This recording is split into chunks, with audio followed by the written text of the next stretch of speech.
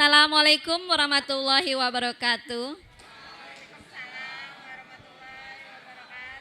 Puji syukur kehadirat Allah Subhanahu wa taala sehingga bisa yang melimpahkan rahmat dan hidayahnya sehingga kita bisa kumpul dalam forum diseminasi budaya positif. Modul 1.4 yang alhamdulillah difasilitasi oleh sekolah. Terima kasih kepada Bapak Kepala Sekolah.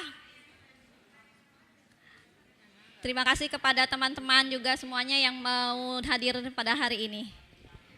Sebetulnya di sini kita itu timnya ada 3 Bapak Ibu. Ada Pak Suwardi,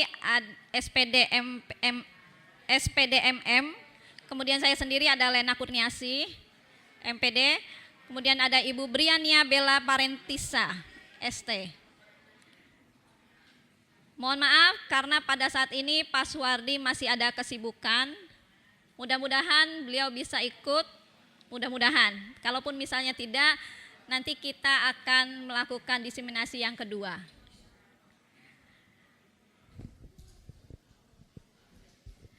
Topik yang kita bahas kali ini adalah disiplin positif dan nilai-nilai kebajikan universal, teori motivasi, hukuman dan penghargaan, restitusi, keyakinan kelas, kebutuhan dasar manusia dan dunia berkualitas. 5 posisi kontrol serta segitiga restitusi. Oke, untuk keyakinan kelas dulu ya. Di sini ada keyakinan kelas kita. Kalau misalnya ada yang berbicara, berpendapat atau bertanya, boleh angkat tangan dulu. Gitu ya. Kemudian memanfaatkan dan saling berbagi waktu. Buka hati, pikiran untuk sama-sama belajar. Karena saya juga sebetulnya masih belajar Bapak Ibu. Ini kebetulan ada di modul 1.4 itu baru kemarin kita pelajari, jadi ilmunya masih nempel tapi belum terlalu melotok barangkali ya. Barangkali teman-teman mungkin insya Allah akan menguatkan tentang itu. Apakah kita yakin dengan keyakinan kelas ini? Bagaimana teman-teman untuk keyakinan kelas kita yang sekarang? Apakah disepakati? Oke, siap. Terima kasih Ibu Hera dan teman-teman. Baik, ini untuk kalau ada pertanyaan berarti kita atau barangkali mau ditambahkan untuk keyakinan kelasnya. Karena sebetulnya dalam setiap kegiatan itu harus ada keyakinan. Sebetulnya awalnya itu dari kesepakatan kelas Bapak Ibu. Kesepakatan kelas kalau tingkatnya kelas, tapi kalau kesepakatan sekolah itu sudah lebih tinggi lagi. Ya, nanti dari situ setelah timbul rasa memiliki, maka timbullah keyakinan kelas. Artinya apa? Artinya sudah ada saling memahami bahwa itu memang harus dilaksanakan. Makanya di sini saya memberikan keyakinan kelas kita yang sekarang ini adalah yang itu. Barangkali mau ditambahkan boleh.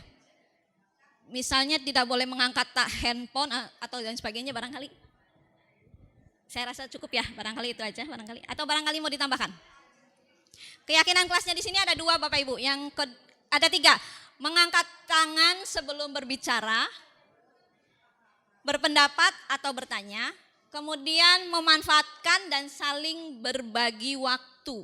Maksudnya kita itu, ini waktu kita untuk sama-sama menggunakan waktu untuk membuka hati, pikiran, dan sama-sama untuk belajar. Karena saya juga masih dalam proses belajar ya Bapak Ibu. Ya. Oke, barangkali mau ditambah. Ya. Kesepakatan. Kalau kesepakatan itu sebetulnya keyakinan itu awalnya dari kesepakatan Bapak Ibu. Ya. Kesepakatan kemudian meningkat lagi menjadi keyakinan. Kalau keyakinan itu kita sudah mau melaksanakan dengan benar. Sudah mau melaksanakan dengan segala komitmen yang ada gitu maksudnya. Ya, jadi memang awalnya dari kesepakatan dulu, baru setelah itu ke keyakinan. Gitu. Ya. Barangkali seperti itu. Bagaimana? Gimana Mbak E? Ini antara guru dengan murid atau gimana? Tidak, saat ini untuk kita. Untuk keyakinan kelas yang kita. Saya dengan teman-teman di sini. Maksudnya itu. Keyakinan kelas yang sekarang maksudnya. Gitu. Nanti kalau misalnya dalam pembelajaran, Bapak Ibu juga harus membuat keyakinan kelas. Gitu. Iya, gitu. Nanti akan seperti apa? Nanti kita coba jelaskan langkahnya, gitu. Barangkali seperti itu Bapak Ibu. Sepakat ya, ini keyakinan kelasnya ya? Ya. Oh, dilanjut, cantik. Nah, ini materi yang pertama adalah disiplin positif dan nilai-nilai kebajikan universal.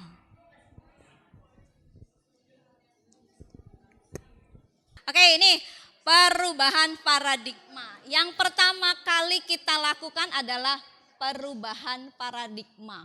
Bagaimana seseorang bisa berubah dari perubahan paradigma stimulus respon kepada pendekatan teori kontrol menurut Stephen R. Covey, Principle Center Leadership, yang mengatakan bahwa bila kita ingin membuat kemajuan perlahan sedikit-sedikit, ubahlah sikap atau perilaku Anda.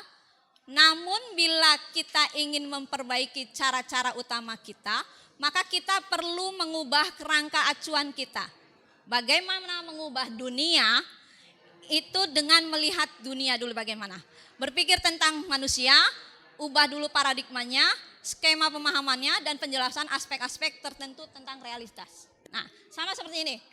Ketika kita diberikan sebuah kepercayaan, ya, sebuah kepercayaan, apakah kepercayaan itu akan kita lepaskan? Apakah kepercayaan itu akan kita pegang erat? Itu sama seperti itu.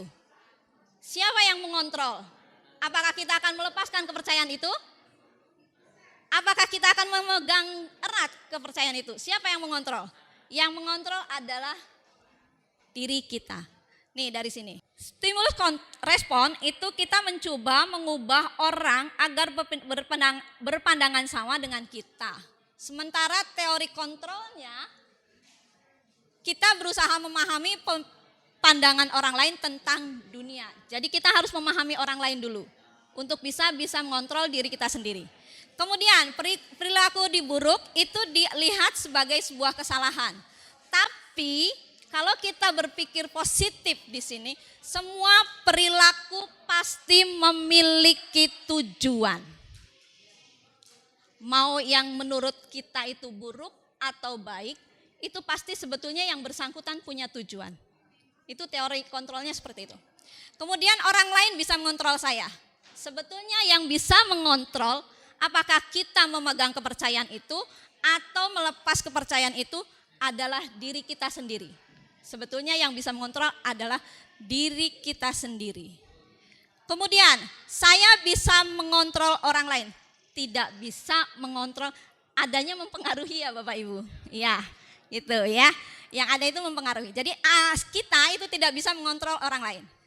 Kemudian pemaksaan ada pada saat bujukan gagal. Nah ini tidak bisa ini.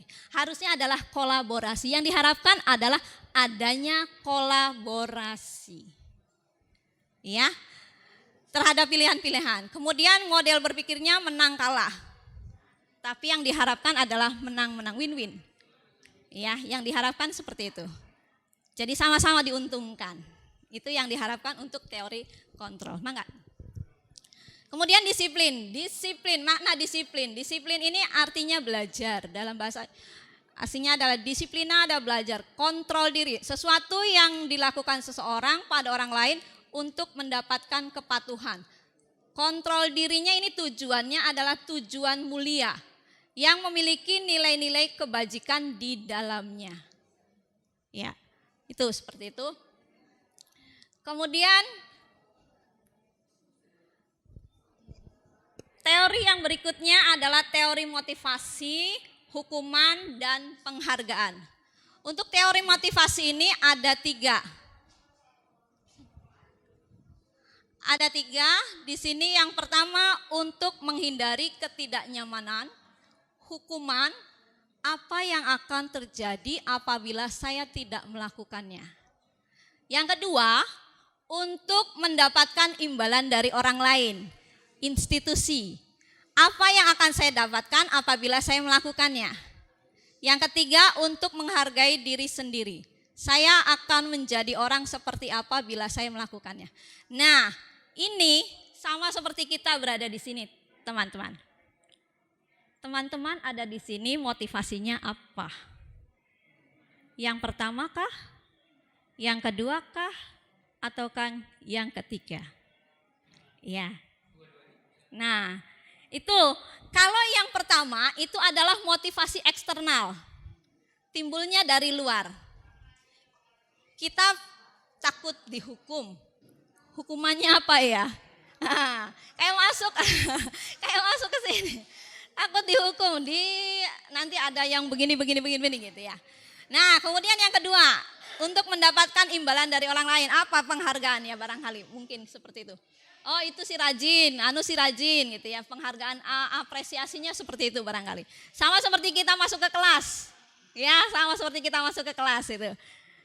Motivasinya apa? Tapi kalau misalnya kita mengambil yang ketiga, itu yang diharapkan Bapak Ibu. Tujuannya apa? Motivasi yang internal untuk menghargai diri sendiri. Karena dari situlah orang akan menilai kita seperti apa, gitu ya. Yang diharapkan adalah yang ketiga, motivasi internal, dan itu adalah tujuan dari disiplin positif. Yap, boleh. Mangga silakan Pak Maman. Ini mumpung masih di bagi titik ini, teori motivasi, perilaku motivasi, saya pernah baca di bacaan yang dulu bahwa untuk sekolah menengah, apalagi SMK gitu, itu tidak terhindarkan kita mesti untuk ke siswa ya, untuk ke siswa tidak terhindarkan kita mesti mempengaruhi sedemikian jadi supaya siswa itu kita berikan semacam motivasi paling tidak eksternal gitu. Syukur kalau bisa menggugah internalnya. Tapi bahwasanya untuk level siswa SMK itu motivasinya paling banyak itu eksternal, Ibu. Nah, kalau mungkin di sini di pendidikan yang para guru ini kita di tingkatan bukan pedagogi lagi tapi apa namanya? Andragogi barangkali ya.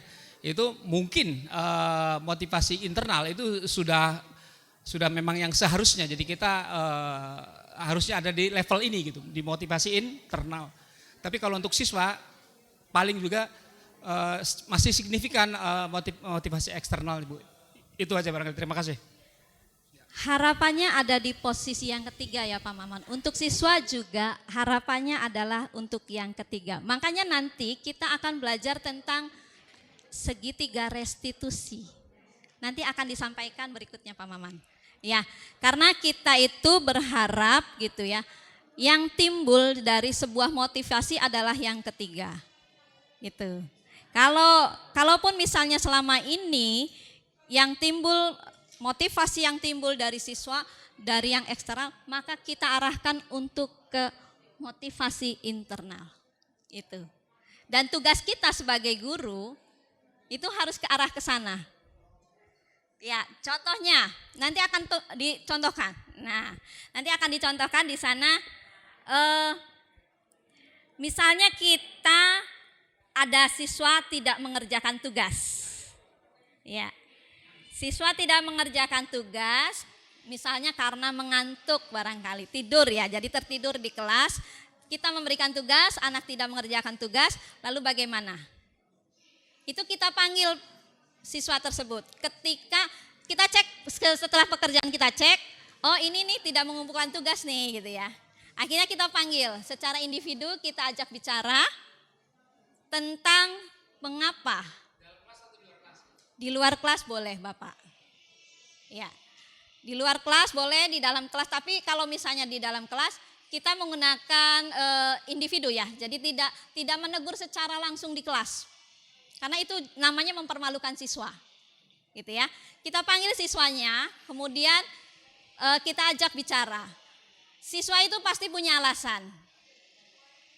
Ya, di poin berapa itu? Itu punya alasan. Kenapa dia tertidur? Gitu ya. Nah ini nanti fungsinya nanti ke segitiga restitusi larinya. Ya Bu Brinania. Ya nanti larinya ke segitiga restitusi nanti.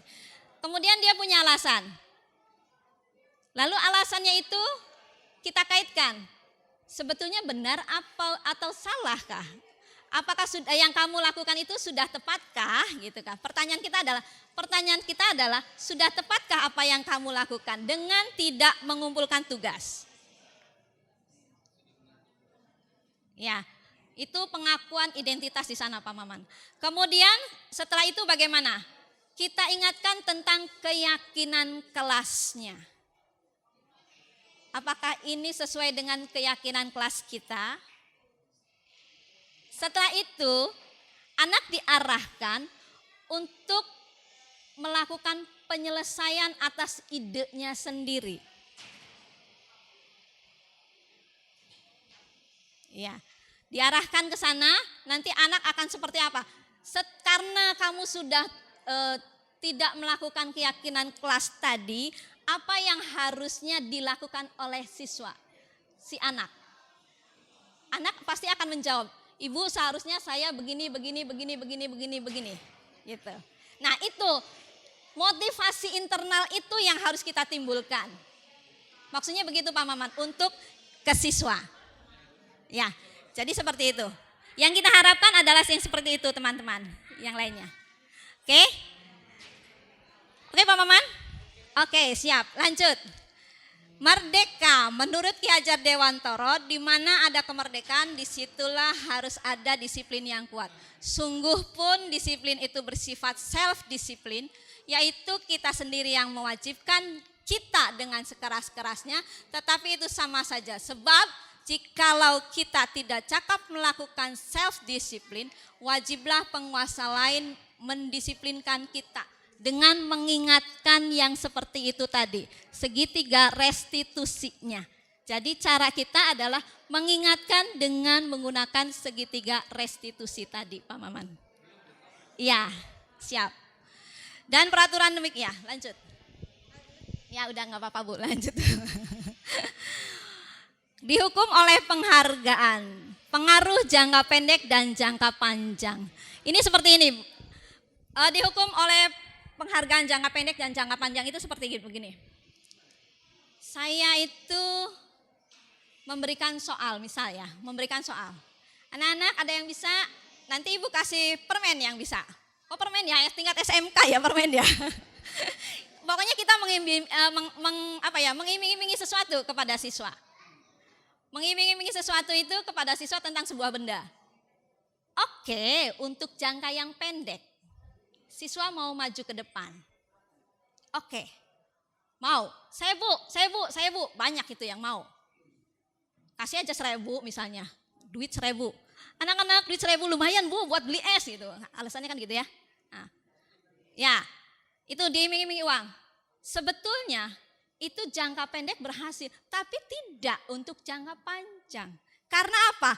Asumsi anak. Jadinya nanti berpikir kalau ada soal saya nungguin Ibu Lena ngasih duit 1.000, 2.000, 3.000, 4.000. Itu. Ya, itu akhirnya ke sana. Jadi sebetulnya itu seharusnya tidak kita lakukan Bapak Ibu. Ya. Kemudian penghargaan menghukum. Ya, itu yang tadi, masih kelanjutan dengan yang tadi. Penghargaan yang bersikap menghukum. Menghukum itu seperti apa? Saya dapat ranking di kelas. Ranking itu sebetulnya mungkin kita niatnya bagus ya Bapak Ibu ya. Diurutkan dari ranking 1, 2, 3, biar termotivasi siswa itu. Niatnya begitu. Tetapi pernahkah Bapak Ibu berpikir bahwa yang peringkat 2 itu merasa saya kalah nih. Apalagi yang peringkat terakhir. Pernahkah Bapak Ibu merasakan bagaimana posisi yang terakhir? Peringkat yang terakhir. Ini dari siswa ya, kita melihat dari sisi siswanya. Pasti akan merasa, aduh saya di kelas ini yang paling terakhir, bontot rankingnya, saya merasa bahwa saya paling bodoh, saya paling anu, nah itu. Pernahkah Bapak Ibu merasakan hal yang seperti itu? Ya, makanya kita berupaya untuk menghilangkan istilah ranking ya. Itu ya Bapak Ibu. Seperti itu. Oke, lanjut. Penghargaan mengurangi ketepatan. Ketepatan yang seperti apa? Semakin kita misalnya apa ya?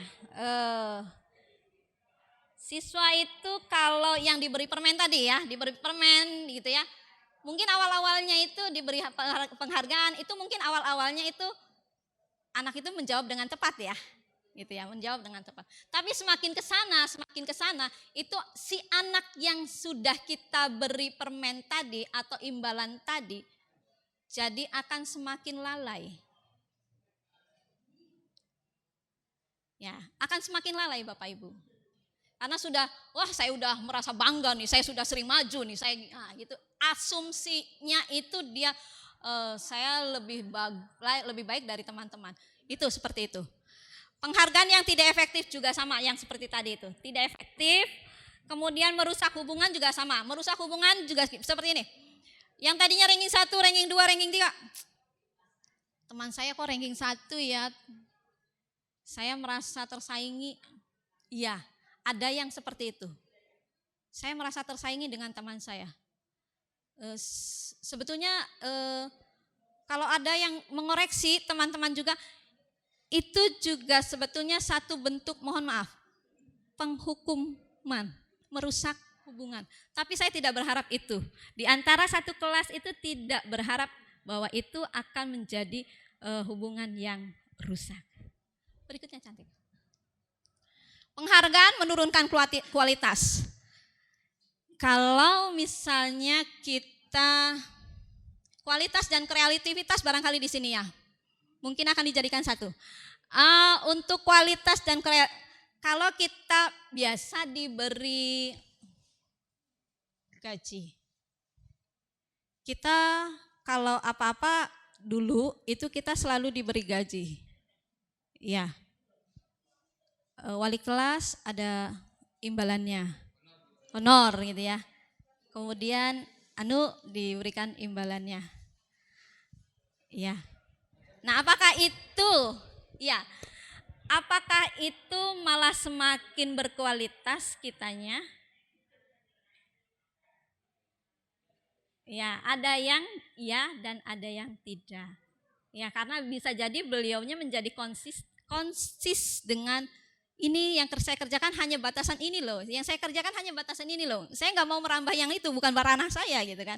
Tapi kalau misalnya kita tidak memulai dengan itu, dengan oriented money, insya Allah kita akan terus berkembang. Kalau oriented kita tidak ke sana. Itu. Mengurangi motivasi intrinsik juga sama itu, seperti itu. Motivasinya itu pasti dari diri sendiri ya. Penghargaan atas mengurangi motivasi diri sendiri. Berikutnya cantik. Contoh pengakuan atau apresiasi kebajikan. Nilai kebajikannya rasa empatimu besar sekali, kepedulianmu, rasa tanggung jawab. Situasinya seperti apa? Situasinya pada saat menolong siswa baru di kelas, itu kalimat pembukanya adalah kemarin ibu atau bapak perhatikan. Ini apresiasi. Kalau tadi itu kan penghukumannya ya, menghukum ya. Nah, ini cara mengapresiasinya dengan memulai kata kemarin ibu atau bapak perhatikan. Atau misalnya ibu atau bapak menghargai atau terima kasih. Itu apresiasi, cara mengapresiasinya tidak dengan memberikan imbalan permen, tidak memberikan imbalan barang-barang itu. Kita cukup mengapresiasi dengan kalimat seperti itu. Pengapresiasinya seperti itu. Ya. Dari nilai kebajikan-kebajikan yang sudah dilakukan oleh mereka. Itu seperti pada saat memungut kertas-kertas yang berserakan, berarti nilai kebajikannya adalah rasa tanggung jawab. Jadi kalimat apresiasinya seperti apa? Terima kasih. Untuk apa? Untuk karena sudah memungut kertas-kertas yang berserakan di lantai. Jadi itu bentuk apresiasinya. Sama seperti saya mengerjakan tugas. Silakan siapa yang mau mengerjakan di depan. Ada siswa yang maju ke depan. Kita ucapkan terima kasih. Apresiasinya adalah bentuknya terima kasih. Tidak mengiming-imingi permen, tidak mengiming-imingi sesuatu barang. Gitu. Oke, lanjut cantiknya. Nah ini, apa bedanya hukuman dengan konsekuensi? Menurut Bapak dan Ibu, yang pertama itu mencatat 100 kali di dalam buku kalimat, saya tidak akan terlambat. Dulu sering ya begini ya Bapak Ibu. Waktu saya SD juga kayak gitu, nulis di buku sampai penuh gitu ya, berapa halaman gitu ya. Dulu saya gitu, waktu SD itu begitu, disuruh menulis kalimat, saya tidak akan terlambat lagi, gitu ya. Saya tidak akan terlambat lagi, itu karena alasannya terlambat sekolah. Saya tidak akan lalai dengan tugas, gitu. Kadang-kadang ada tulisannya begitu. Nah, ini termasuk hukuman atau konsekuensi menurut Bapak Ibu? Hukuman. Boleh tidak? Gimana? Boleh tidak kasih hukuman kalau mau menerapkan disiplin positif? Yang itu. Nah, nanti akan lanjutannya berikutnya. Ya yang pasti begini. Ini yang kita harapkan itu tidak hukuman. Ya. Nanti larinya ke restitusi lagi.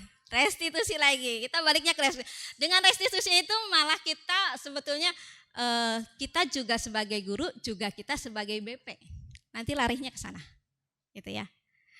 Bedanya hukuman dengan konsekuensi, itu kalau hukuman itu siswa itu diberi sesuatu, misalnya disuruh apa itu, nulis di buku kalimat, gitu ya, nulis di buku kalimat itu, gitu ya, itu refleks tanpa tanpa satu kesepakatan. Tapi kalau konsekuensi itu ada kesepakatan. Makanya kenapa kita nanti akan belajar tentang kesepakatan kelas. Itu, ya. Oke, jadi ini yang pertama adalah hukuman. Kemudian yang kedua, lari mengelilingi lapangan basket karena terlambat hadir.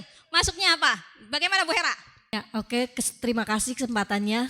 Tadi kita bicara apakah ini hukuman ataukah ini konsekuensi.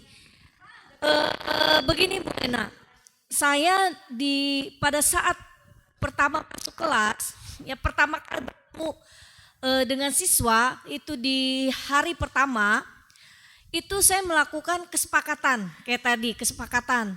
Kalau pakai mengenai kehadiran, mengenai konsekuensi dia tidak hadir, kemudian tentang kesepakatan berpakaian dan sebagainya.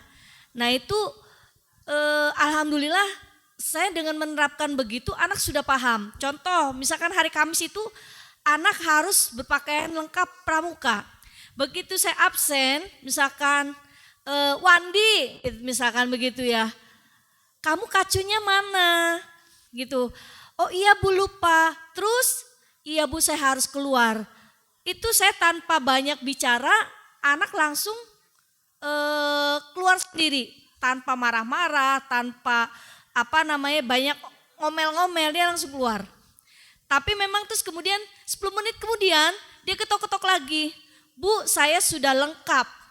Ya sudah silakan. Kehadiran saya gimana? Aman. Saya bilang karena kamu sudah memenuhi persyaratan tadi. Ya alhamdulillah memang terus terang aja dengan adanya kesepakatan kelas ya. Baik di sini maupun nanti di kelas sesungguhnya. Itu memang bagus Bu. Kita tidak ini. Cuma itu tadi. Tadi Bu Lena memisahkan tadi anak mau maju diberi iming-iming. Nah, memang itu anak-anak kalau saya tidak suka memberikan iming-iming permen, uang atau apa, tapi memang akan diberikan tambahan nilai. Ya, lumayan tambahan nilai. Ada nilai plusnya. Itu untuk menguji keberanian walaupun tadi akhirnya si anak itu asal maju. Salah jawabannya. Kan Bu, sing penting kan Bu Wani maju Bu. Aduh.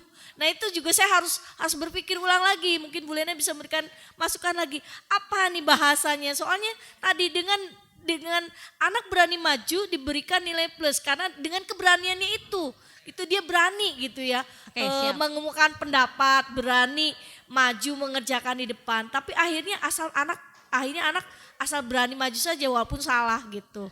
Oke, siap. Itu saja mungkin Bu Lena. Oke. Saya memberikan ya setuju dengan apa yang Bu Lena tadi. Pertanyaan saya itu. dulu Bu ya, sebentar Oke. ya Bu.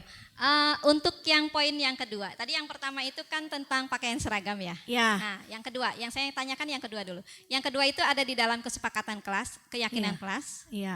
Adakah itu? Sebentar, saya masih bingung antara keyakinan kelas dengan kesepakatan kelas. Ya. Jadi kalau kesepakatan kelas itu pertamanya kita begitu masuk ke kelas, awal kita masuk ke kelas, Iya. kita membuatkan kesepakatan dengan siswa. Betul. Siswa yang mengumumkan.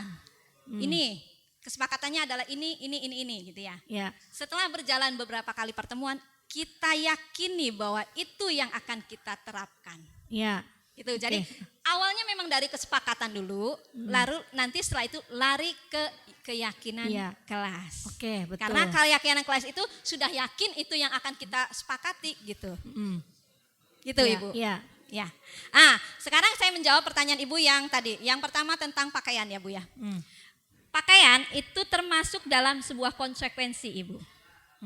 Ya, bukan Ya. hukuman. Karena apa? Karena di sana Ibu sudah menerapkan tentang kesepakatan berarti ya. ya, Pada ya. saat itu Ibu melakukan kesepakatan dengan siswa. Nah, itu berarti itu bukan hukuman, tapi sebuah konsekuensi. Karena di sana disampaikan bahwa kalau siswa mengenakan pakaian, tidak mengenakan pakaian akan seperti apa. Nah, itu sebuah konsekuensi Bapak Ibu. Ya. Kemudian yang kedua, poin yang kedua itu tadi tentang apa ya? Lupa lagi saya. Yang tadi maju. Yang tadi maju, poin yang kedua. Mengiming-imingi tentang nilai. Itu harusnya sudah ada di kesepakatan atau tidak? Nah, Tidak, itu. belum. Ya, maka dari itu harus ada kesepakatan dulu di sana. Kalau misalnya maju ke depan dan benar, gitu kan? Nah, baru diberi nilai. Barangkali seperti itu kesepakatan. Jadi dibuat dulu kesepakatannya. Oh, itu termasuk untuk dibuat kesepakatan ya, seperti Ibu, itu karena juga. itu ada di bagian pembelajaran kita. Gitu. Saya pikir tuh hanya mengalir ya pada saat ada momen. Dan kesepakatan atau keyakinan kelas itu bisa ditambahkan seiring dengan dengan perkembangan kelas tersebut. Bisa ditambahkan. Jadi di awal nanti diingatkan lagi kesepakatan kita seperti apa ya? Kesepakatan kita seperti apa ya? Jadi setiap kali kita masuk ke kelas, kita ingatkan dulu kesepakatan kita adalah bla bla bla bla bla bla bla gitu. Termasuk ini, saya kan sering memberikan tadi kalau yang kehadirannya kurang sering suruh ya mungkin Bu Lena di otomotif sering seser ya. Anak ngosek WC itu memang karena memang kesepakatan di awal Bu Lena. Harus ada kesepakatan di Iya, awal. Kesepakatan kelas menjadi keyakinan kelas. Gitu. Ya, oke. Jadi termasuk kehadiran juga nggak masalah ya. Jadi nanti bukan hukuman larinya nanti, gitu. Ya, memang itu anak juga sudah paham Oke, tentang siap. konsekuensi anak tidak hadir alpanya lebih dari 3. Itu hukumannya seperti itu. Itu Oke, anak sudah siap. paham. Ya. Oke. Terima kasih. Terima kasih. Ya, terima Lanjut, kasih Bu Cantik. Lena. Assalamualaikum. Terus aja lah. Soalnya nanti jenengannya nggak tampil. Berikutnya, nah ini dia. Di sini mencatat 100 kali itu sebagai hukuman, lari mengeliling. Bedanya dengan yang atas dan bawah Ibu. Yang poin kedua dengan yang poin terakhir itu bedanya apa? Kalau yang di bawah itu dia kaitannya dengan pelajaran tersebut. Ya, ada kaitannya dengan pelajaran PJOK. Itu ada kaitannya. Dan itu sudah pasti dalam ke PJOK itu ada kesepakatan sebelumnya. Nah itu tetap harus dibuat. Berikutnya Cantik. Restitusi ini akan nanti, ini baru awalnya saja ya Bapak Ibu. Proses menciptakan kondisi bagi murid untuk memperbaiki kesalahan mereka. Sehingga mereka bisa kembali pada kelompok mereka dengan karakter yang lebih kuat. Gitu. Haramatnya seperti itu. Restitusi merupakan proses kolaborasi yang mengajarkan murid untuk mencari solusi untuk masalah mereka sendiri. Jadi nanti akan ada bentuk tanya jawab itu ya, kolaborasi antara guru dengan siswa yang nantinya masalahnya itu akan diselesaikan oleh siswa sendiri. Ya, mereka mencoba berpikir untuk menjadi seperti apa mereka, bagaimana harus memperlakukan orang lain. Hukuman bersifat tidak terencana atau tiba-tiba, atau anak atau murid tidak tahu apa yang akan terjadi. Ini poinnya di sini. Hukuman bersifat satu arah dari Pak Guru yang memberikan, dan murid hanya menerima suatu hukuman tanpa melalui suatu kesepakatan atau pengarahan dari pihak guru, baik sebelum atau sesudahnya. Hukuman yang diberikan bisa berupa fisik atau psikis. Murid atau anak disakiti oleh sebuah perbuatan atau kata-kata. Sementara untuk yang konsekuensi ini di sini, terencana dan sudah disepakati, itu ya. Poinnya itu di situ barangkali Bapak Ibu. Ya, lanjut cantik. 9 ciri-ciri restitusi bukan untuk menebus kesalahan, namun untuk belajar dari kesalahan, memperbaiki hubungan, tawaran bukan paksaan, restitusi untuk menuntun atau melihat ke dalam diri, kemudian kebutuhan dasar yang mendasari tindakan, cara yang paling baik, restitusi diri itu yang paling baik. Restitusi fokus pada karakter bukan tindakan, jadi yang diutamakan adalah karakter. Fokusnya juga kepada solusi, kemudian mengembalikan murid yang berbuat salah pada kelompoknya. Artinya dia mengembalikan harga dirinya itu di kelasnya dengan tidak memarah-marahi anak itu karena misalnya tidak mengumpulkan tugas, tidak dimarah-marahi di dalam kelas. Karena itu nanti kalau dimarah-marahi merasa tersinggung dan sebagainya. Itu harga dirinya sudah jatuh di situ. Makanya satu caranya adalah dipanggil siswanya, bicara bagaimana penyelesaiannya. Gitu barangkali. Berikutnya cantik. Nah, keyakinan kelas mau sama cantik apa saya? Oke, keyakinan kelas. Oke, keyakinan kelas seperti yang tadi saya singgung sedikit ya teman-teman. Dimulai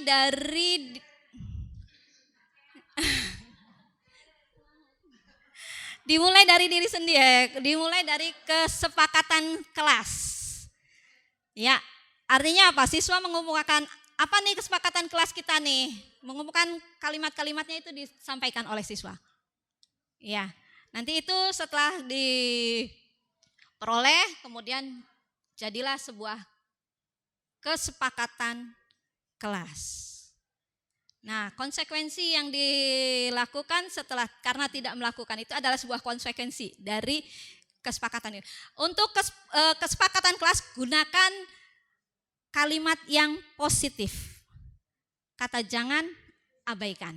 Jadi tidak menggunakan kata jangan. Jadi ambil kalimat yang positif. Tuh, untuk kesepakatan kelas. Keyakinan kelas. Lanjut cantik. Udah bisa? Oh iya, ini dari sini. Pertamanya dari peraturan kelas, nanti jadi peraturan kelas itu seperti jangan ribut di kelas gitu ya. Itu peraturan ya. Biasanya bahasanya yang negatif-negatif. Jangan masuk telat. Jangan terlambat gitu ya, Mas. Jangan terlambat itu. Biasanya begitu peraturan kelas itu seperti itu. Nah, untuk keyakinan kelas ambil yang kalimat yang positifnya. Ambil yang positif. Tepat waktu masuk ke kelas gitu misalnya begitu. Tepat waktu mengumpulkan tugas gitu. Barangkali seperti itu. Nah, itu nanti yang akan timbul adalah lingkungan yang positif karena kita mencoba untuk membudayakan hal-hal yang positif. Ambilnya yang kalimat yang positif. Ya. Ini nanti juga yang akan menimbulkan budaya positif di lingkungan sekolah, insya Allah. Insya Allah seperti itu. Lanjut nanti.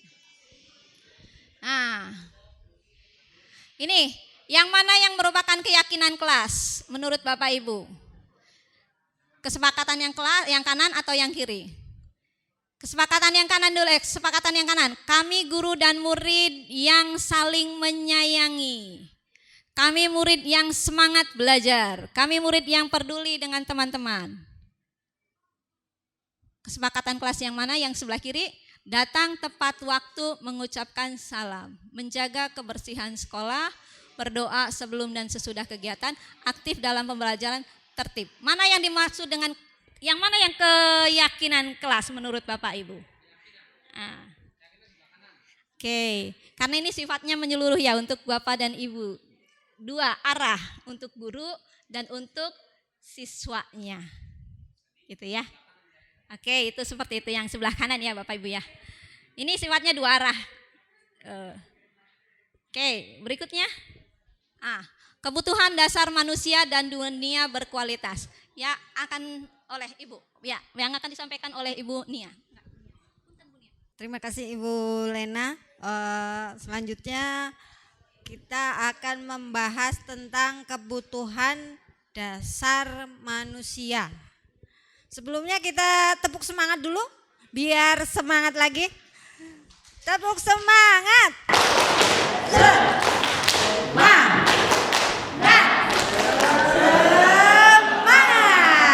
Oke, terima kasih ya tepuk semangatnya. Oke, selanjutnya dari budaya positif itu ada tentang kebutuhan dasar manusia. Kebutuhan dasar manusia itu ada 5, ya Bapak Ibu. Kebutuhan dasar yang pertama adalah bertahan hidup. Ya, sebagai manusia jelas kita bertahan hidup, kebutuhan yang utama. Seperti itu. Kemudian yang kedua adalah kebutuhan rasa sayang dan rasa diterima. Gitu. Saya punya contoh murid saya sendiri. Murid itu sejatinya ketika mereka melakukan pelanggaran, itu mereka sedang memenuhi kebutuhannya yang tidak terpenuhi. Contoh, saya ambil contoh murid saya. Dia tidak berada di kelas karena dia bermain dengan temannya yang lain di luar kelasnya. Setelah ditanya kenapa? Karena tidak nyaman dengan teman di kelasnya. Nah, artinya dia sedang mencari kebutuhan rasa diterima, kemudian rasa kasih sayang. Dan kebetulan ada satu orang yang bisa menerima dia. Nah, dia memenuhinya dengan mencari di luar kelas. Seperti itu. Kemudian lanjutnya adalah kebutuhan penguasaan. Ya. Kita ada yang namanya kebutuhan penguasaan, menunjukkan bahwa kita bisa. Seperti itu. Itu ada kebutuhan dasar manusia. Kemudian yang keempat ada kebutuhan kesenangan. Kebutuhan kesenangan ini ya manusia pengennya seneng. Nah, kadang-kadang ada anak yang melakukan perbuatan yang kurang tepat dalam memenuhi kebutuhan kesenangan. Bisa saja usil, bisa saja dia merusak properti yang ada di sekolah. Karena dia mau mencari kesenangan. Seperti itu. Kemudian ada kebutuhan yang terakhir adalah kebebasan.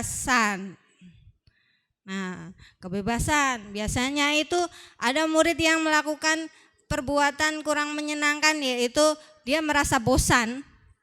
Akhirnya dia ingin membebaskan diri, kemudian dia tidak berada di kelas. Sebenarnya dia tidak berada di kelas itu sedang memenuhi kebutuhannya yang lain, yaitu kebutuhan kebebasan.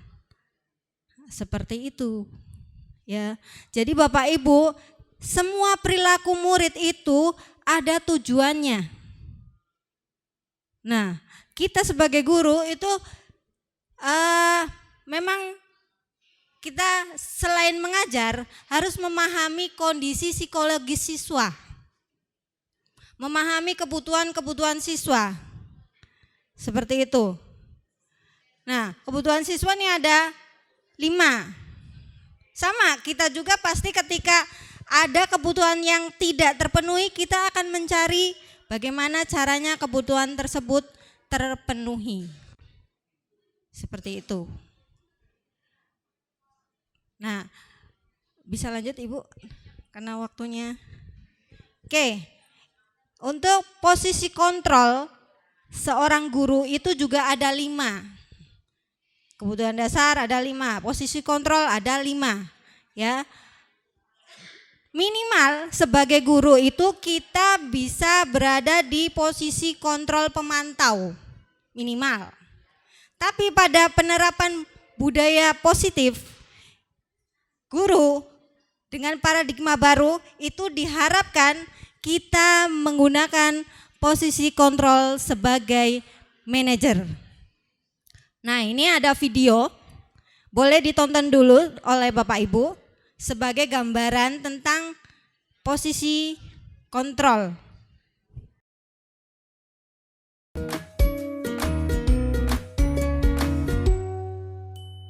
Salam bahagia Ibu dan Bapak guru hebat.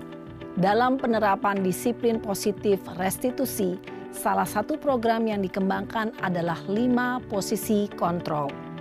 5 posisi kontrol dalam restitusi adalah proses perjalanan seorang pendidik agar dapat mengenali dirinya. Pada video kali ini, kita akan membahas tentang 5 posisi kontrol yang dikembangkan oleh Diane Gosson dan contoh penerapannya.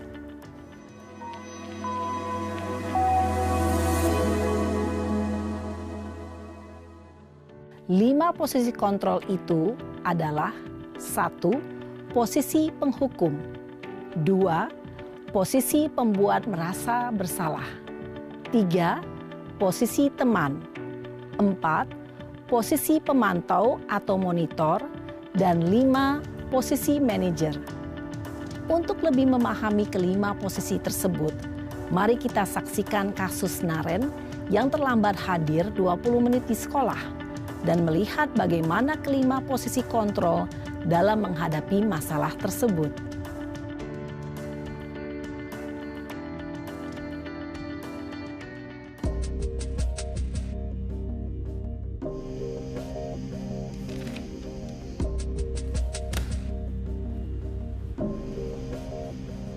Naren! Sini kamu! Selamat pagi, Bu. Selalu terlambat. Kamu deh, pasti terlambat. Maaf, Bu. Saya... Apa? Apa coba? Alasan kamu apa lagi? Kapan sih kamu tidak terlambat? Malas sekali ya kamu jadi anak. Saya... Dasar pemalas. Gak kapok-kapok sih kamu. Sudah berapa kali terlambat? Sana, kamu keliling lapangan basket 2 kali. Kenapa saya harus keliling lapangan basket, Bu? Kenapa? Kamu mau lawan ibu? Berani-beraninya jawab. Sudah terlambat, masih berani jawab pula. Sekarang, keliling lapangan basket 5 kali sekalian. Biar kapok. Cepat, pergi sana ke lapangan basket. Posisi penghukum biasanya berbicara dengan nada tinggi, menghardik, menunjuk-nunjuk, menyakiti, dan menyindir. Hukuman bisa berupa fisik maupun psikis. Ibu dan Bapak guru hebat, dampak yang terjadi pada murid ketika guru berada pada posisi penghukum adalah murid cenderung akan memberontak, bahkan menyimpan dendam.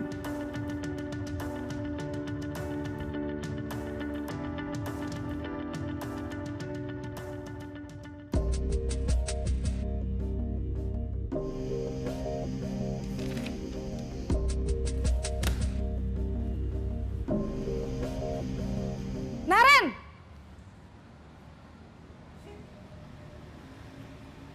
Selamat pagi, Bu. Naren. Kamu kenapa terlambat lagi, nak? Ya Tuhan, Naren. Kamu senang ya bikin ibu susah ya? Kalau kamu terlambat lagi, nanti ibu yang ditegur bapak kepala sekolah, nak. Disangka ibu tidak bisa membina kamu. Duh, gimana ini? Maaf, Bu. Duh, Gusti Naren. Kamu suka ya kalau ibu ditegur bapak kepala sekolah? Terus, sekarang ibu harus tulis apa ini di buku absen? Ini kamu sudah sering terlambat loh. Ibu harus apa coba? Maaf Bu, maaf sekali. Ya sudah, lain kali jangan bikin ibu susah lagi ya nak ya. Ibu tidak akan kuat lagi kalau kamu begini terus. Bisa jantungan kalau ibu ditegur bapak kepala sekolah. Sana cepat ke kelas. Maaf ya Bu, maaf sekali. Posisi pembuat rasa bersalah berbicara dengan nada tenang, cenderung lembut. Namun kata-kata yang diutarakan membuat murid merasa menjadi orang yang gagal. Memandang buruk dirinya sendiri, merasa tidak berharga, dan tidak sanggup membahagiakan orang lain. Ketika guru mengambil posisi pembuat rasa bersalah, murid akan menganggap dirinya yang bersalah dan ia akan menyimpan emosi negatif tersebut di dalam dirinya.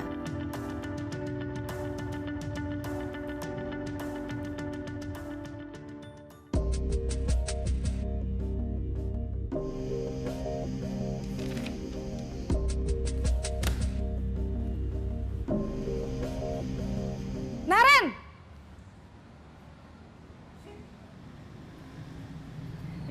Selamat pagi Bu. Wah, sudah jam berapa ini nak? Terlambat lagi ya sayang.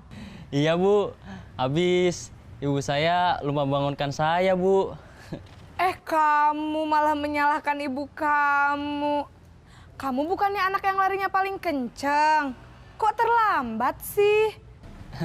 Iya Bu, saya memang terlambat bangun tadi. Jadi biarpun saya lari kencang, tetap gak kekejar Bu. Ya sudah sana, nanti lain kali larinya lebih kenceng lagi ya. Biar gak terlambat lagi. Bikin seneng ibu, demi ibu. Bisa kan? Bisa lah Bu. Ya sudah sana masuk kelas. Ibu beresin urusan absen kamu. Kamu ini ada-ada saja. Dalam posisi teman, guru berbicara dengan nada suara ramah, akrab, cenderung bersenda gurau untuk menjaga suasana tetap santai. Murid akan merasa senang, aman, dan akrab dengan guru. Identitas yang tercipta adalah identitas sukses atau berhasil. Namun, perlu diingat, karena ini masih dorongan eksternal, maka ada faktor ketergantungan dari murid kepada orang tertentu.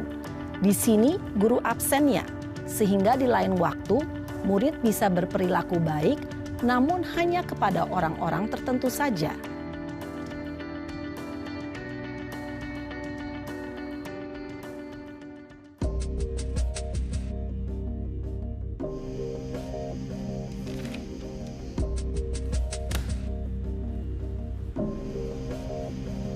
Naren!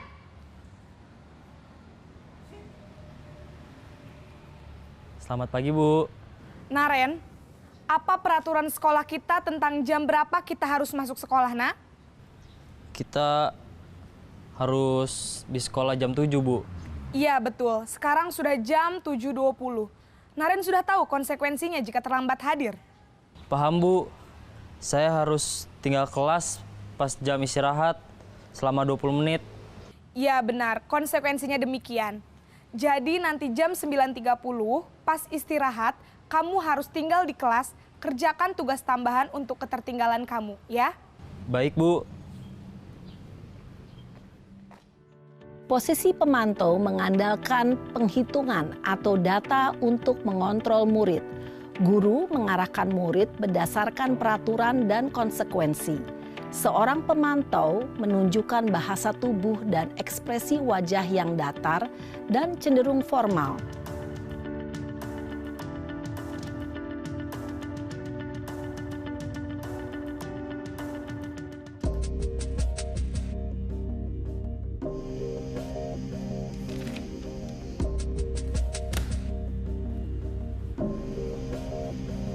Naren!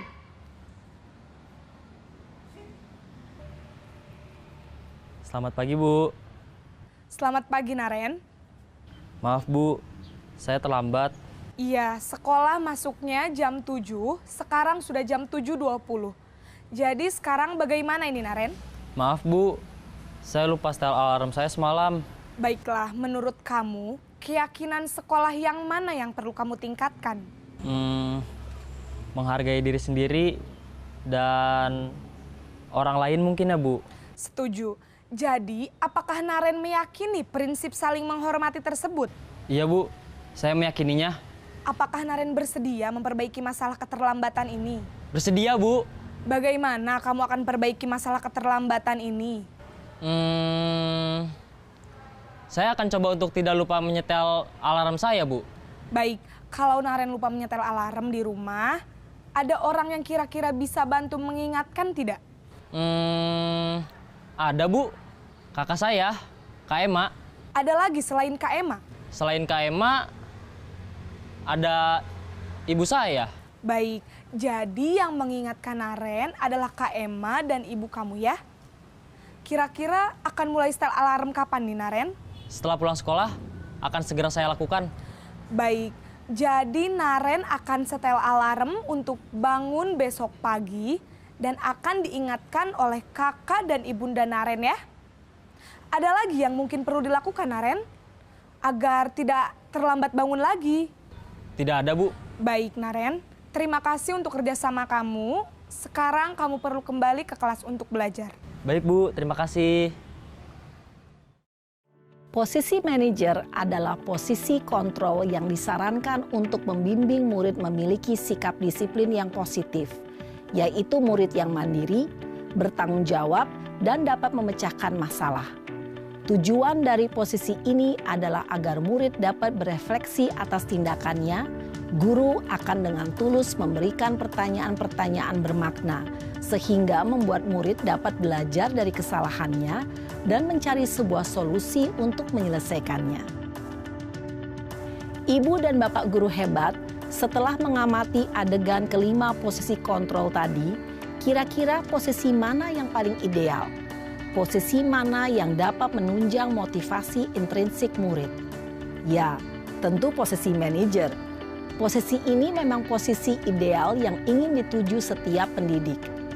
Pada posisi inilah, guru dapat menerapkan disiplin positif yang berpihak pada murid, yang memerdekakan murid. Perjalanan seorang pendidik tentunya tidak mudah untuk sampai pada posisi seorang manajer. Namun, tujuan kita pasti, yaitu menciptakan murid-murid yang mandiri, merdeka, dan bertanggung jawab. Semoga penggambaran 5 posisi kontrol yang telah diperlihatkan ini dapat menjadi ajang refleksi bagi kita semua, agar dapat terus mengasah dan menerapkan disiplin positif yang memerdekakan murid. Mari terus berlatih dan bersemangat. Selamat menerapkan. Salam dan bahagia Ibu dan Bapak guru hebat.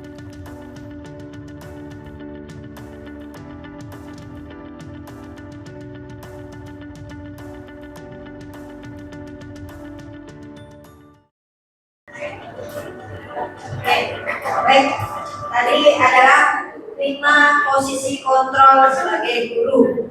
Mungkin masih ada yang menjalankan posisi kontrol sebagai penghukum.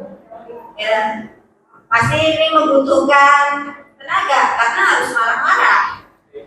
Seperti itu. Kemudian membuat rasa bersalah, mungkin masih ada yang melakukannya. Sebagai teman pun mungkin ada dari Bapak Ibu ada yang melakukan sebagai posisi kontrol sebagai teman. Minimalnya kita melakukan posisi sebagai pemantau. Di mana ada kesepakatan atau konsekuensi. Siswa itu tahu konsekuensinya kalau terlambat, saya akan tinggal pelajaran dulu. Setelah jam pelajaran keberapa saya baru boleh masuk. Itu artinya ada 2 arah kesepakatannya antara guru dan siswa. Tapi kalau hukuman itu hanya 1 arah, guru saja yang menghukum. Seperti itu. Mungkin dengan menghukum kita sudah bisa mengontrol murid. Sebenarnya tidak Bapak Ibu. Tapi murid itu sedang mengizinkan dirinya dikontrol oleh guru. Gitu. Tapi efek-efek samping setelah itu dari efek hukuman itu kita tidak tahu. Barangkali dia menyimpan sakit hati. Mungkin menyimpan dendam. Nah, ini tidak baik untuk psikologis siswa atau murid kita. Nah, tadi pada posisi yang kelima adalah posisi yang disarankan dalam membimbing murid, yaitu posisi manajer. Nah, nanti nama metodenya namanya segitiga restitusi. Tadi restitusi sudah dijelaskan, yaitu proses kolaborasi menciptakan murid untuk memulihkan dirinya sendiri atas kesalahannya agar menjadi karakter yang lebih kuat. Seperti itu. Lanjut Ibu. Baik. Segitiga restitusi. Nah, segitiga restitusi yang pertama adalah menstabilkan identitas.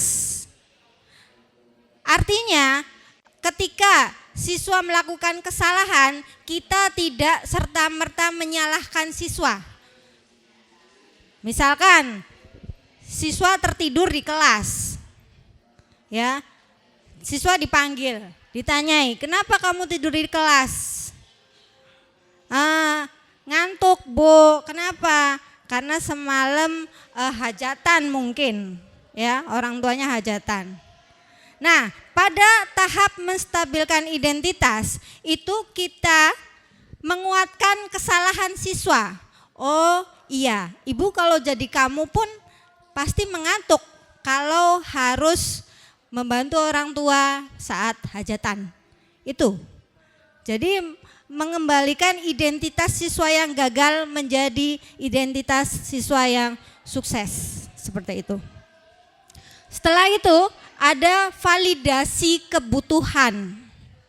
Validasi kebutuhan itu kita memvalidasi tindakan siswa yang salah. Nah, pasti kamu punya alasan kenapa kamu melakukan itu. Contoh kata-katanya seperti itu. Seperti itu. Jadi kita sedang menggiring siswa untuk dia nantinya menemukan solusi dari permasalahannya sendiri. Seperti itu. Dengan adakah cara yang lebih efektif untuk mendapatkan apa yang kamu butuhkan? Itu. Nah, setelah itu yang ketiga ada menanyakan keyakinan. Menanyakan keyakinan ini contohnya bisa kira-kira apa yang kamu lakukan itu benar atau salah? Gitu. Misalkan siswa menjawab salah. Kemudian kalau siswa menjawab salah, apa yang akan kamu lakukan untuk memperbaiki kesalahan kamu? Siswa diberi kesempatan memberikan pandangannya dalam menyelesaikan masalahnya. Jadi semua orang pasti punya pandangan. Nah, karena kita sedang mendidik siswa, maka kita harus memahami kebutuhan siswa dulu. Seperti itu. Nah, siswa diberi kesempatan untuk memberikan pandangannya. Kira-kira apa yang akan kamu lakukan untuk memperbaiki ini? Seperti itu. Nanti siswa akan menjawab, "Saya mau ini, Bu. Saya mau ini, Bu." Nah, seperti itu. Nah, proses segitiga restitusi itu tidak bisa kita melakukannya sendirian. Saya mau melakukan segitiga restitusi nih. Gak bisa kalau saya sendirian. Harus berkolaborasi dengan Bapak Ibu semua. Agar tercipta budaya positif di sekolah kita. Ya. Nah, makanya dibutuhkan lagi, mari kita peduli sebagai guru, mari kita peduli terhadap siswa kita. Kita bersama-sama berkolaborasi menciptakan budaya positif di sekolah kita.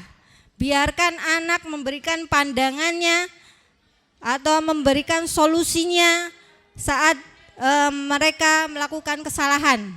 Jadi nanti hasilnya adalah win-win solution. Itu yang diharapkan. Nah, kita sampai pada refleksi Bapak Ibu, karena waktu kita sudah mendekati pukul 12.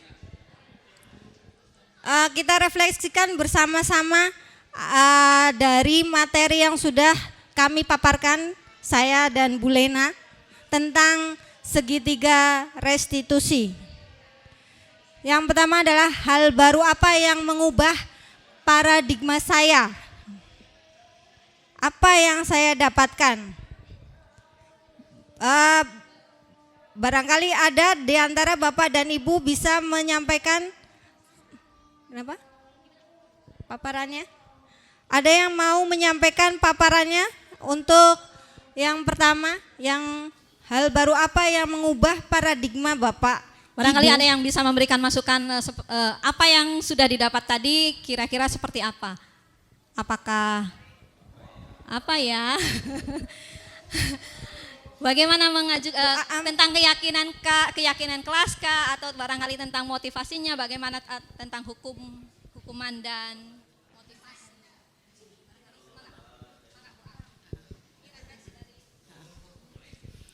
Terima kasih. Jujur dari beberapa sesi kita berada di sini dari hari Senin kemarin, ini adalah sesi yang paling saya sukai. Terima kasih Ibu. Karena ini sangat relate dengan pekerjaan dan peran kita sehari-hari yang selalu berhubungan dengan siswa. Persoalan siswa melanggar berbagai peraturan itu kan yang kita hadapi sehari-hari. Dan kemudian yang dipaparkan tadi cukup memberikan pencerahan. Kita jadi tahu membedakan antara hukuman dan konsekuensi. Kalau hukuman itu sesuatu yang cenderung menyakiti, kita tuh cenderung bernafsu untuk membuat anak jerah dengan merendahkan mereka, mencederai harga diri mereka.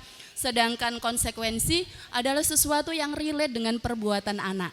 Kalau anak tidak mengerjakan tugas atau terlambat sekolah, apa iya hukumannya disuruh push up? Apa hubungannya terlambat dengan push up? Nggak relate. Itu satu. Yang kedua itu nyakitin. Yang ketiga tidak logis juga kan, karena nggak relate pasti nggak logis gitu loh. Jadi kalau yang saya masih perlu di breakdown lebih jauh, detail lagi itu adalah soal pengenalan tentang konsekuensi yang relate, yang logis, yang helpful, memberikan perbaikan ke anak. Kalau melakukan kesalahan kan mestinya untuk kita itu sebagai guru yang memperbaiki kan, berperan sebagai orang yang mengarahkan untuk memperbaiki. Jadi bentuk realnya kalau kesalahan A, saya harap sih nantinya sekolah kita, manajemen kita itu akan menerapkannya di peraturan sekolah. Nah selama ini kan di peraturan sekolah masih sangat umum dan global.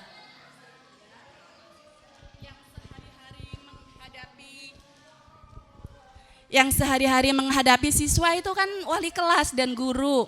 Ketika ada persoalan, kesalahan itu kan berbagai macam bentuknya. Tapi karena tidak ada referensi yang tentang kalau melakukan salah A, konsekuensinya adalah B, C, D gitu loh. Sehingga kita warga sekolah ini, guru seringkali baru mencari respon yang tepat itu apa gitu loh. Dan kadang karena tidak adanya pemahaman yang komprehensif soal bagaimana memberikan konsekuensi yang mendidik, yang respectful, yang helpful, yang meaningful, yang relate, itu seringkali malah kemudian menjadi silmalakama dan berdampak buruk ke siswa dan tidak membuat siswa malah lebih baik kan gitu loh. Seringkali makanya banyak ketidakberhasilan dalam mendidik siswa. Yang lambat tetap lambat, yang nakal tetap nakal, itu kan banyak di kita gitu loh. Makanya saya berharap ini akan menjadi budaya positif, ini akan menyebar, mengakar, akan kita institusionalkan dalam manajemen dan peraturan sekolah kita, sehingga sekolah kita akan menjadi sekolah yang hebat. Terima kasih Bu Aam. Oke, berikutnya. ada masukan lagi katanya. Oh iya. Sebentar Bu Am. Bismillahirrahmanirrahim. Assalamualaikum warahmatullahi wabarakatuh. Sedikit saja yang ingin saya sampaikan tadi tentang segitiga restitusi, segitiga restitusi. tentang punishment atau hukuman. Saya hanya sekedar memberikan pandangan bagaimana Imam Al-Ghazali ini seorang tokoh pendidik Islam yang menjadi kuncinya ya juru pendidikan Islam. Sebagaimana kita ketahui bahwa masih banyak kalangan pendidik ataupun lembaga pendidikan yang bersikap kejam terhadap anak didik ya, terhadap murid yang melakukan kesalahan kecil tetapi dihukum fatal. Atau seorang guru yang dituntut untuk melakukan yang terbaik bagi peserta didiknya, termasuk dalam pemberian ganjaran dan hukuman.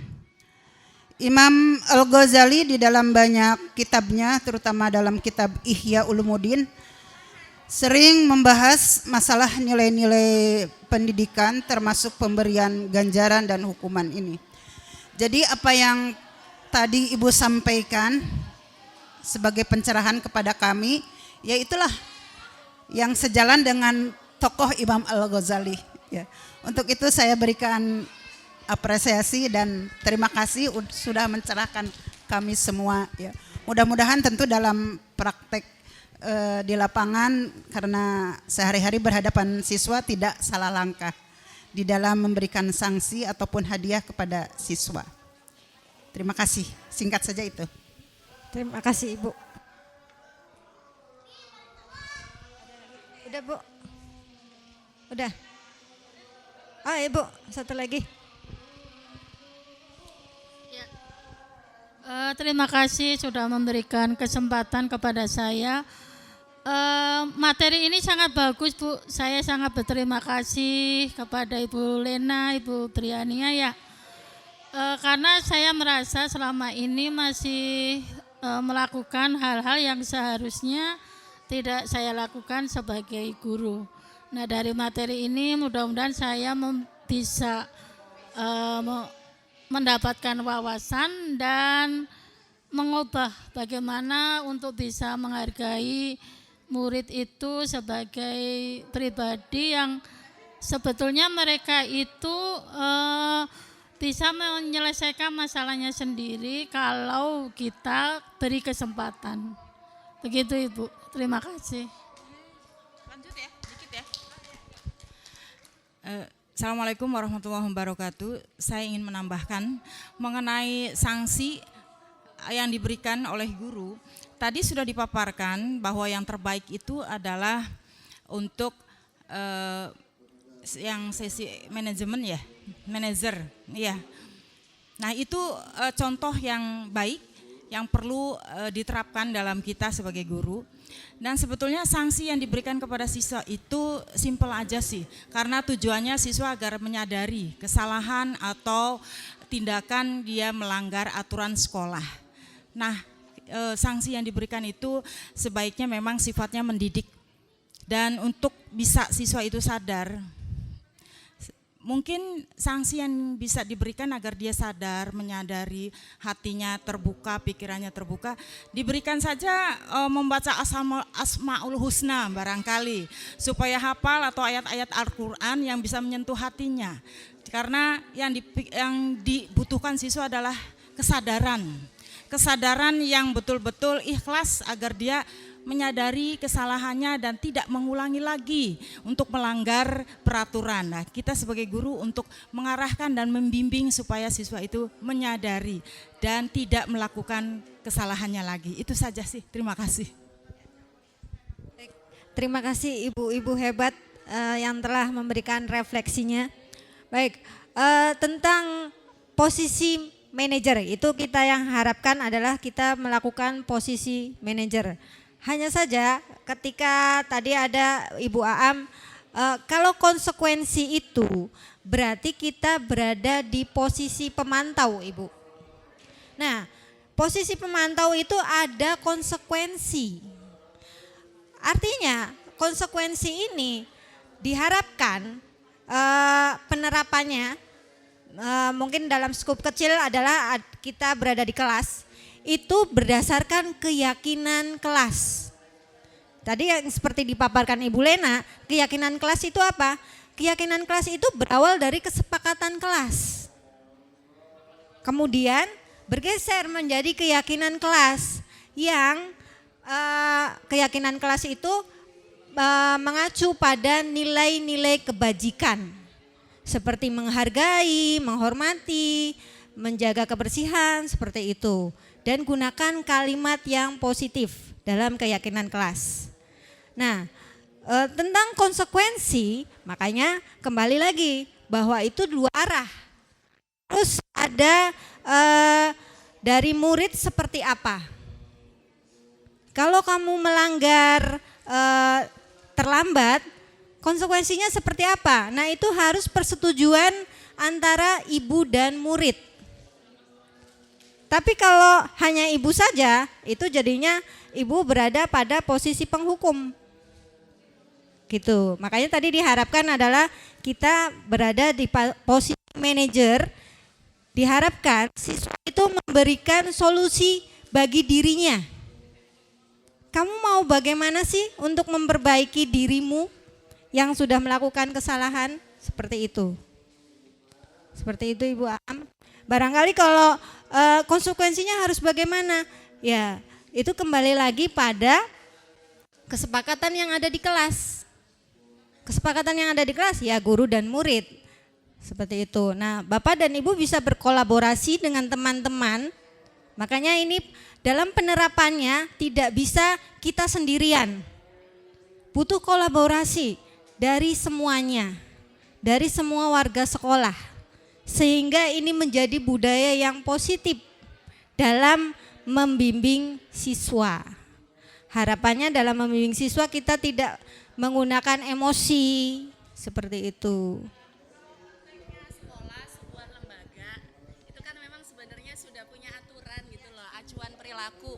Bagi warga sekolahnya, nggak mungkin dong sekolah itu kosong nggak ada aturan. Nah maksud aku itu tadi manajemen sekolah itu sudah setiap institusi, setiap lembaga kayak negara aja gitu kan, ada undang-undang, ada peraturannya. Nah maksud aku itu undang-undang peraturan di kita itu kan masih global gitu loh.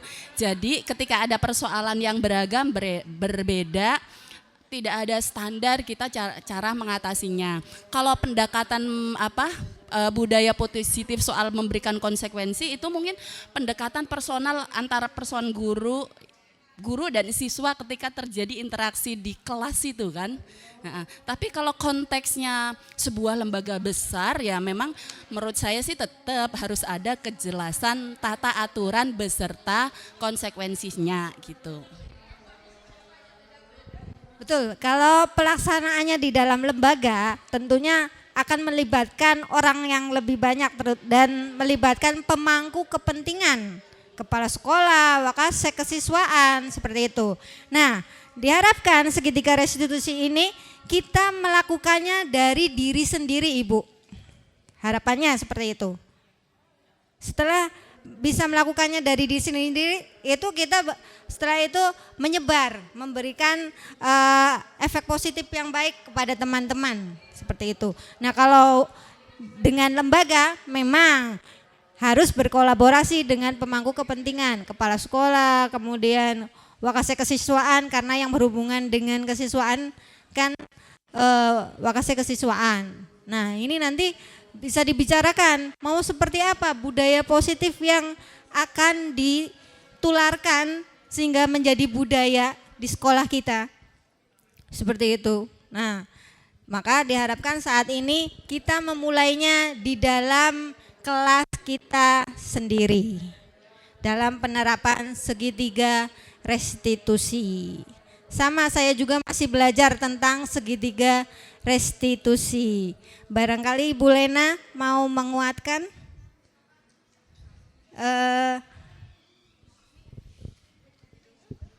Ya betul. Betul yang disampaikan oleh Bu Briania bahwa kita memulai dari yang terkecil dulu Bapak Ibu. Kita mulai yang terkecil dulu karena segala sesuatu itu dimulai dari yang kecil dulu, baru setelah itu melangkah ke yang lebih besar. Makanya kenapa kita melakukan diseminasi diseminasi ini, maksudnya setelah kita melakukan yang kecil maka kita bisa melakukan yang menjadi lebih besar ke sekolah, ke keyakinan sekolah gitu, mungkin itu ya. Mudah-mudahan kita bisa melakukan semuanya itu dengan niat untuk memajukan sekolah. Barangkali seperti itu. Terima kasih teman-teman atas kehadirannya. Terima kasih juga atas apresiasinya. Saya cukupkan untuk kegiatan kali ini. Assalamualaikum warahmatullahi wabarakatuh.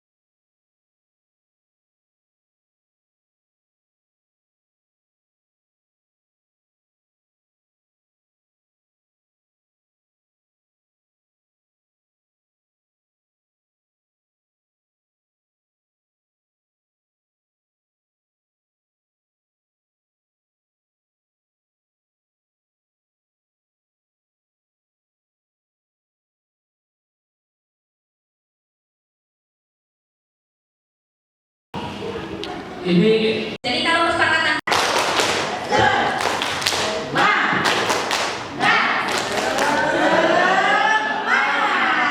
Oke, terima kasih ya. dalam